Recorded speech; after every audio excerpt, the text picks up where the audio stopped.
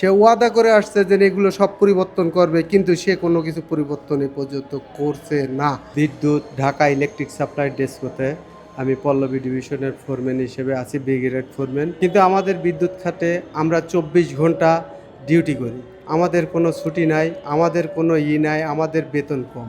আমাদের যে বাজেট এখন করতেছে, বাস্তবায়ন করতেছে, এ বাজেটে আমার হেল্পারের বেতন 16,000 টাকা। সে কিভাবে এই বাজেটে কিভাবে চলবে, কিভাবে করবে? আমাদের বেতন সামান্য, কিন্তু আমরা 24 ঘন্টা, দুপুরবেলা দেখা গেছে ভাত খাইতে বসি, সেই সময় তারা কল দিলে আমাদের চলে যেতে হয়। ইফতার করতে বসছি, এর মুহূর্তে কল দিলে আমাদের চলে যেতে হয়। আমরা রোজা নামাজ কোনো কিছু ঠিক মতন করতে পারি না, আমরা 24 ঘন্টায় ডিউটি করতে হয়। পাঞ্জাবের জগতে একটি বিশ্বস্ত নাম শাবাব এথনিক ওয়্যার। কিন্তু আমাদের একটা ঠিকাদার আছে, ঠিকাদার প্রথা। এই ঠিকাদার প্রথা বাংলাদেশ সরকার যেহেতু পরিবর্তন না করে, খালি নেতা চায়, নীতি চায় না। নেতা চায়, পরিবর্তন চায় না।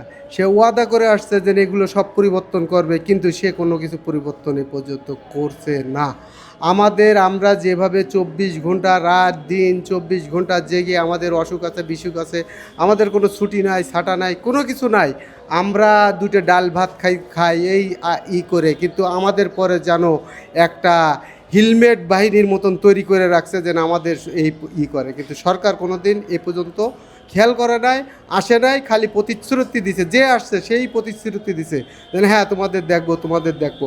এখন আমরা ঠিকাদারের কাছ থেকে জোর করে বেতন নিয়ে নিচ্ছি। আমাদের বেতন দিত 10,000 15,000 টাকা কাটিয়ে রাখতো, সেগুলো আমরা জোর করে নিয়ে নিচ্ছি। কিন্তু সামনে যে আমাদের ভবিষ্যৎ কি আছে সেটা আমরা জানি না। আমাদের ভবিষ্যৎ খুবই অন্ধকার।